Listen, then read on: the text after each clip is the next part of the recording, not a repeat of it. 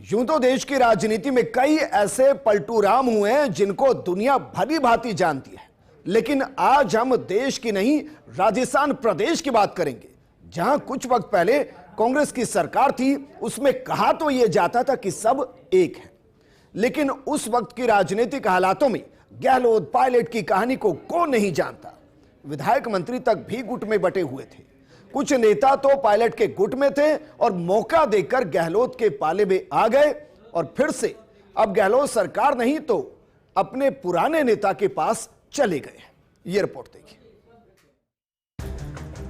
राजनीति में वक्त का पहिया जब घूमता है तो बड़े बड़े नेताओं का कद और पद दोनों घट जाते हैं और होश भी ठिकाने आ जाते हैं। ये है सवाई माधोपुर सीट से पूर्व कांग्रेसी विधायक दानिश अबरार। चुनावी हार क्या मिली, जनता से माफी भी मांगने लगे। वैसे भी दानिश अबरार कोई पहली बार माफी नहीं मांग रहे हैं। याद कीजिए जुलाई 2020 का मानेसर कांड, जब सचिन पायलट 18 कांग्रेसी विधायकों के साथ मानेसर चले गए थे। उस वक्त पायलट के खेमे में दानिश अबरार की भी गिनती होती थी, लेकिन ऐसा क्या हुआ कि दानिश अबरार दिल्ली हरियाणा बॉर्डर से ही वापस लौटकर गहलोत के खेमे में शामिल हो गए। कभी गहलोत तो कभी पायलट खेमा। दानिश अबरार को राजनीति में पलटू राम कहा जा सकता है, यानी कब पलट जाए इसका अंदाजा किसी को नहीं है। अशोक गहलोत और सचिन पायलट की राजनीति का दावत पुरानी है। जो नेता मानेसर कांड के वक्त सचिन पायलट के साथ कंधे से कंधा मिलाकर खड़े थे, वही नेता सत्ता के मोह में मौके का फायदा उठाकर गहलोत गुट में आ खड़े हुए थे। और अब जब गहलोत राज जा चुका है तो यही नेता फिर से सचिन पायलट के साथ खड़े नजर आ रहे हैं और कह रहे हैं कि इन्हें अपनी गलती का एहसास हो चुका है।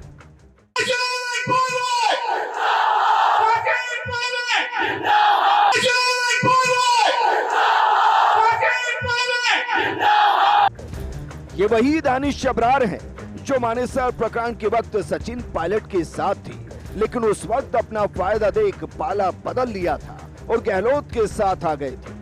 लेकिन अब गहलोत राज खत्म हो चुका है तो दानिश कह रहे हैं कि उन्हें गलती का एहसास हो चुका है, क्योंकि दानिश को जनता ने इस बार ऐसा मजा चखाया कि उनके होश ठिकाने आ चुके हैं। पायलट के मंच पर आकर जनता से माफी मांग रहे हैं। दानिश अबरार ने न सिर्फ माफी मांगी बल्कि सचिन पायलट जिंदाबाद के नारे भी लगवाए। कि आप लोगों ने नाराजगी दिखाई थी, पता है क्यों सौभाग्य है? ये नाराजगी वहीं दिखाई जाती है जहां अपनापन होता है और अपना घर होता। आपकी नाराजगी को स्वीकारते हुए एक बार पुनः और बड़े भाई साहब सचिन पायलट साहब का जो अभी यहाँ हुआ उसका धन्यवाद देते हुए एक बार कहता हूँ, ऐसा जोरदार नारा आप पर हम लगाए। मैं सिर्फ बोली, मैं सिर्फ माधोपुर मगर राजस्थान सुन ले कि आज बोली के अंदर सचिन पायलट का नारा लगाया गया है। सचिन पायलट, सचिन पायलट। दानिश अबरार ने कभी पायलट के साथ दगा दिया था। सचिन पायलट भले ही सत्ता में नहीं है, लेकिन दानिश को इस बात का एहसास है कि किसके साथ रहने में उनका भला हो सकता है। हालांकि देखा जाए तो दानिश अबरार भी इस बात को मान चुके हैं कि सचिन पायलट से अदावत रखकर शायद इनका राजनीतिक भला ना ही हो पाए। हालांकि इसका फायदा दानिश को भी मिला। हार के बाद दानिश अबरार को एआईसीसी ने दिल्ली का प्रभारी सचिव बनाया है। राजनीति के हिसाब से दानिश अबरार ने कभी दिल्ली रुख किया तो कभी राजस्थान के नेताओं के खास बने, कभी गहलोत तो कभी पायलट के साथ रहे।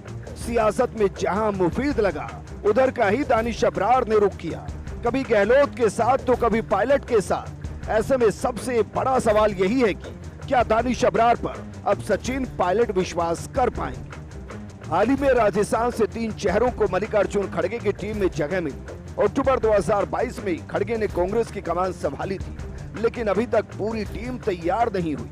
हाल ही में एक लिस्ट आई, इसमें राजस्थान के 3 चेहरों को शामिल किया गया, विजय जांगिड़, दिव्या मदेना और दानिश अबरार। दिव्या मदेना की भारत जोड़ो यात्रा में काफी सक्रियता दिखी थी। दिव्या मदेना एक बोल्ड और एक अच्छी वक्ता है जो बात समझाने में माहिर है, इसीलिए उनको जम्मू कश्मीर का प्रभार दिया गया। राजस्थान का बड़ा जाट चेहरा भी है।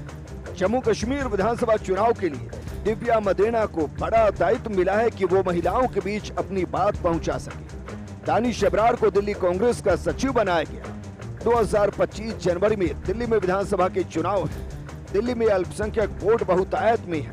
अल्पसंख्यक वोट बैंक कांग्रेस का रहा है और एक बार फिर से दिल्ली में कांग्रेस अपनी सियासी जमीन तलाशने में जुटी है। कम से कम 30% अपना वोट बैंक कांग्रेस आम आदमी से वापस लेने की जुगत में है। लेकिन कांग्रेस के लिए एक समस्या है और वो है दानिश अबरार, क्योंकि ना तो दानिश का इतना बड़ा कद और ना ही अल्पसंख्यक वोट बैंक को कांग्रेस की तरफ मोड़ सकते हैं, क्योंकि दानिश अबरार बदलती राजनीति के साथ अपने अपनों को ही बदल देते हैं। इसका ताजा उदाहरण सवाई माधोपुर में देखने को मिला। कभी पायलट तो कभी गहलोत का खेमा।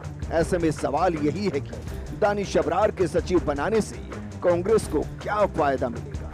Bureau report, first India.